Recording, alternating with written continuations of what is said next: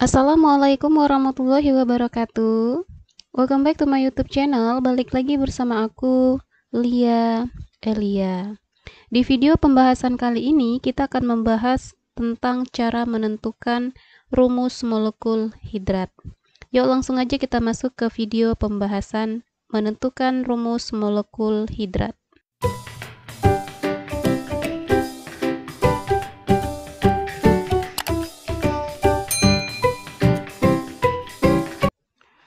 Kali ini kita akan menentukan rumus garam hidrat. Oke, sebelum kita masuk ke cara menentukan rumus dari garam hidrat, kita harus tahu dulu apa sih arti dari garam hidrat itu sendiri. Garam hidrat adalah zat padat yang mengikat beberapa molekul air. Oke, kita tulis dulu. Zat padat yang mengikat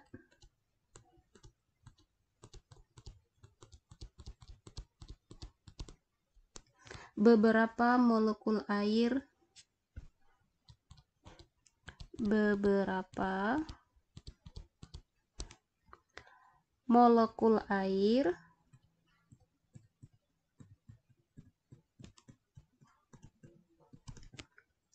sebagai bagian dari struktur kristalnya.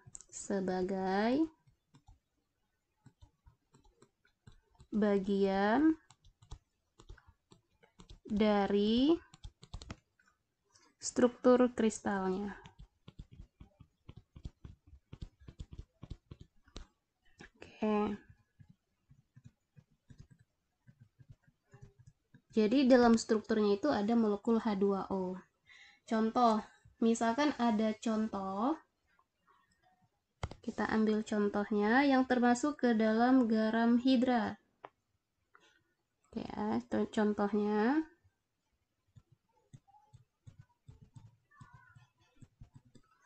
misalkan ada contoh Na2CO3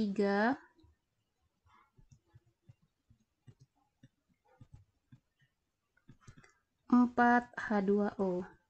Nah, inilah molekul H2O-nya atau hidratnya, ada air ya.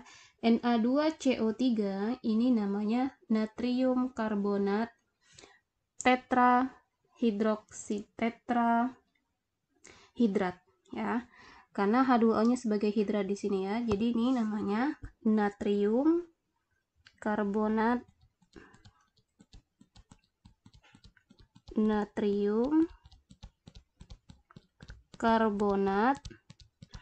karena H2O-nya ada 4 jadi dinamakan dengan tetrahidrat. Oke, contoh lagi. Misalkan ada contoh CuSO4 5H2O. CuSO4 5H2O. Nah, ini namanya tembaga. Oke, biloxnya ini kan tembaganya golongan transisi, berarti nanti penamaannya harus ada angka Romawi ya. CuSO4 5H2O namanya tembaga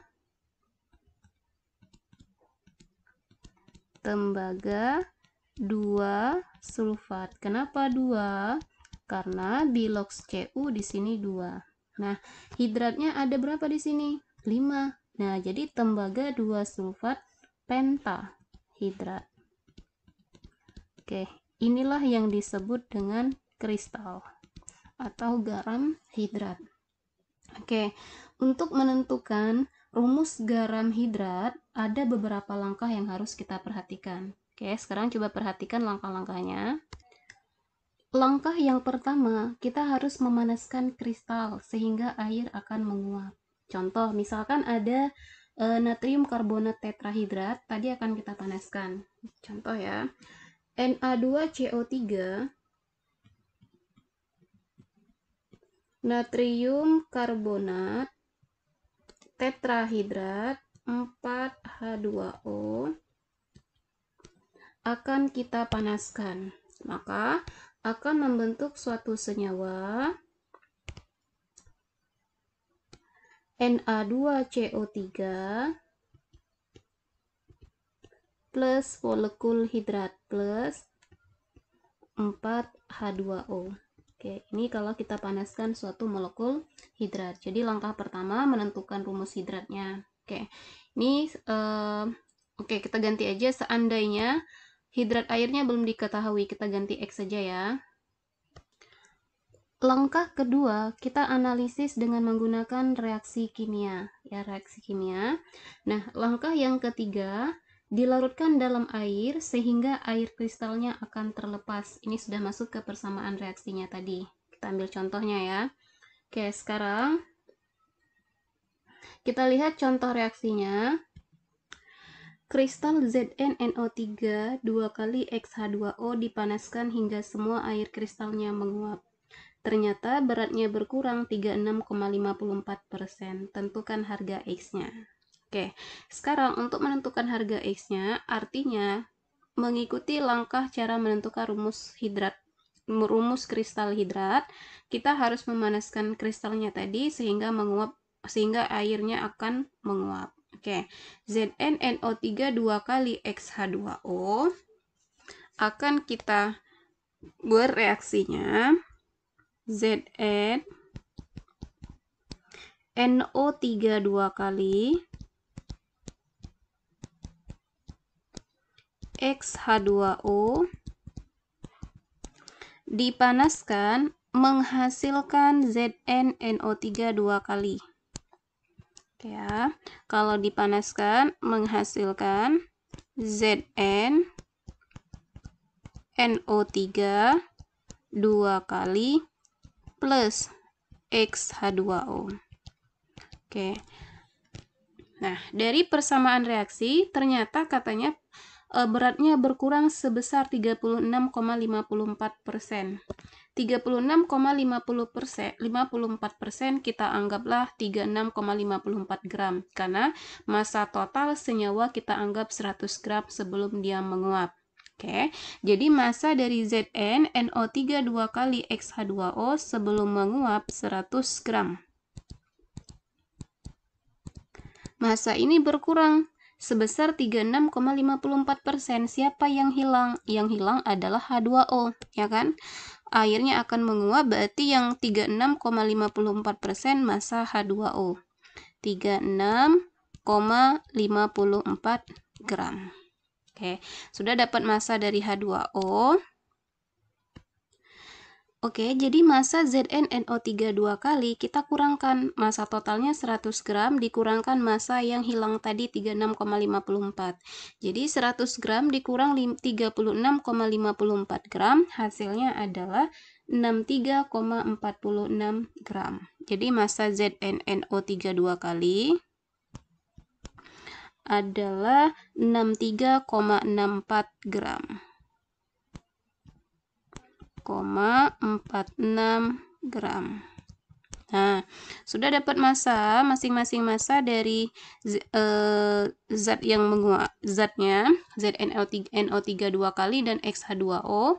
Massa ini akan kita ubah ke dalam bentuk mol. Ingat rumus mol, mol adalah massa per mR.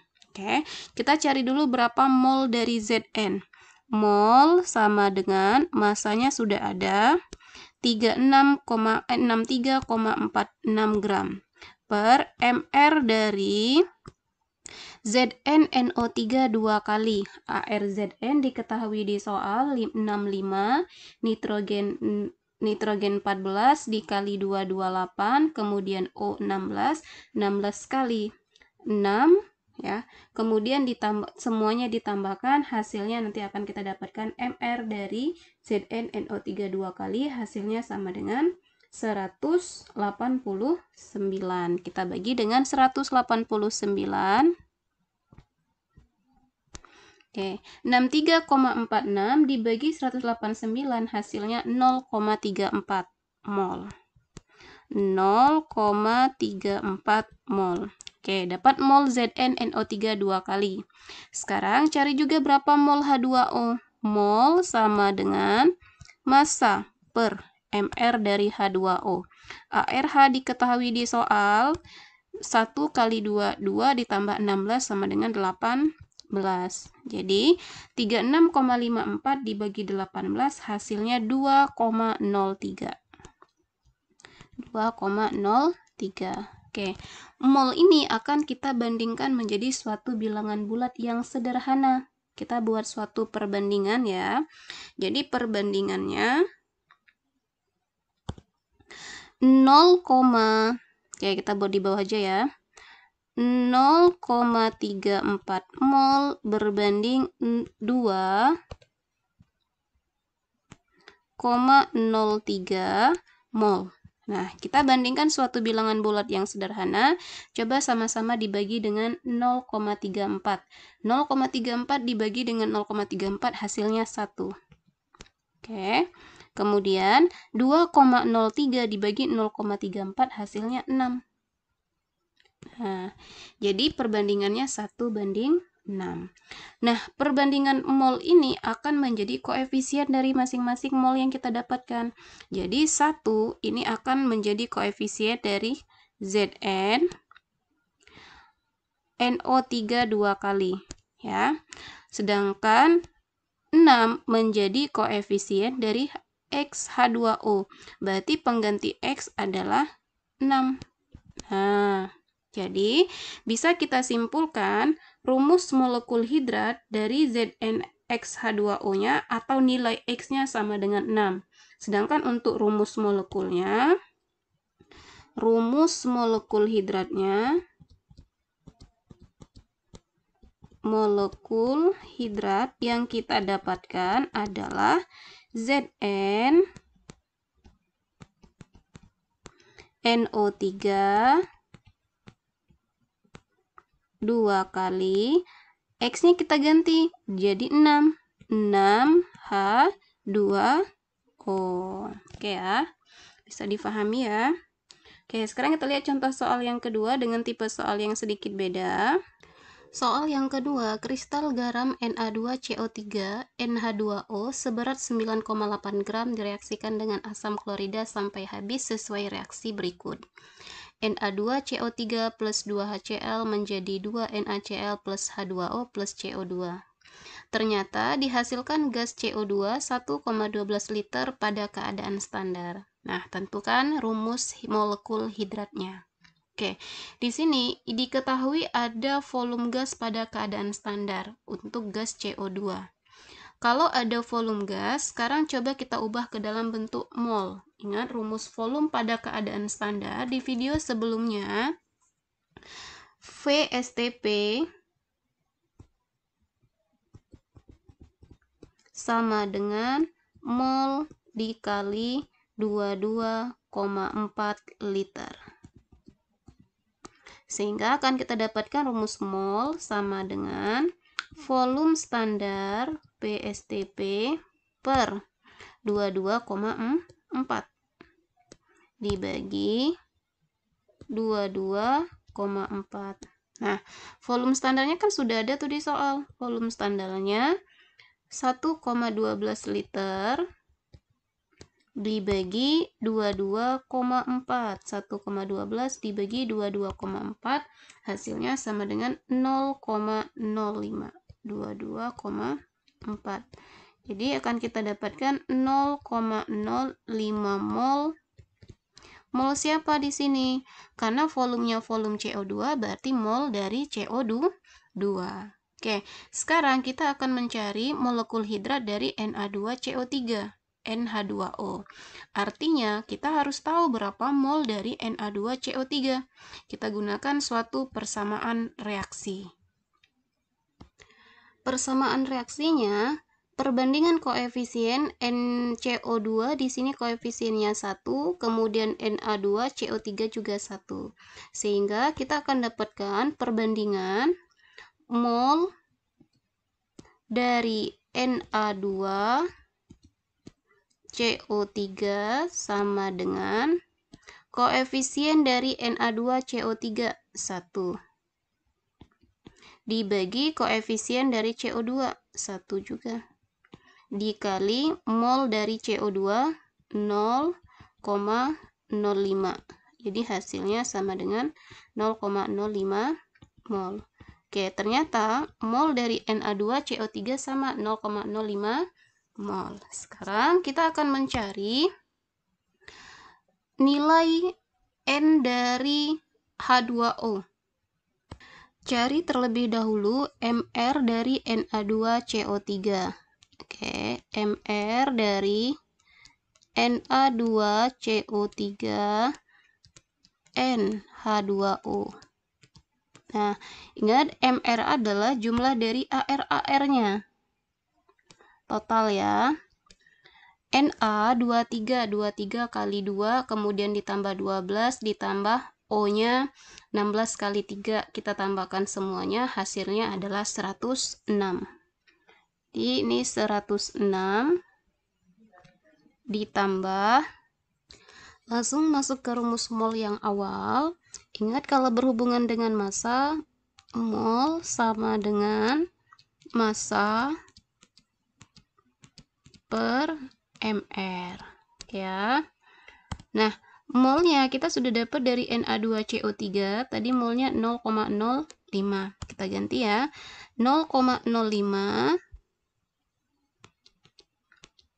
sama dengan massa Na2CO3 H2O diketahui 9,8 dibagi mr-nya yang sudah kita cari tadi 106 ditambah 18N. 18N.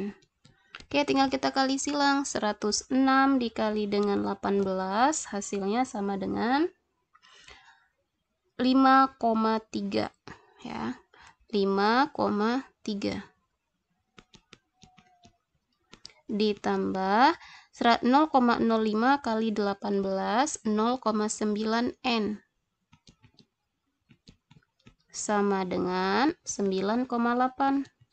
Oke, 0,9N sama dengan 9,8 dikurang 5,3. 0,9N berarti kita pindahkan ke kanan ya, N sama dengan 9,8 dikurang dengan 5,3, 4,5. 4,5 dibagi dengan 0,9. 4,5 dibagi 0,9 hasilnya sama dengan 5. Maka N yang kita dapatkan sama dengan 5. Jadi bisa kita simpulkan rumus molekul hidratnya, rumus molekul hidratnya adalah Na2CO3 5H2O. Oke, bisa difahami ya. Untuk memahami lagi tentang cara menentukan rumus molekul hidrat, coba dibahas soal latihan ya. Sebanyak 38 gram kristal Na3PO4X H2O dipanaskan hingga semua air kristal menguap. Ternyata setelah penguapan, massa kristal tinggal 16,4 gram. Jika diketahui ArNa23, P31, kemudian O16 dan hanya 1, maka tentukan rumus molekul hidrat tersebut. Oke, coba dibahas dulu untuk soal latihannya. Jika sudah tahu jawabannya, silakan tulis di kolom komentar ya, biar saya bisa cek jawabannya sudah tepat atau belum. Oke, sekian pembahasan tentang cara menentukan rumus molekul hidrat. Semoga video pembahasan ini mudah difahami, dan jika video ini bermanfaat buat kalian, share ke teman-teman kalian ya, biar manfaatnya lebih banyak lagi. Oke, saya akhiri. Wassalamualaikum warahmatullahi wabarakatuh.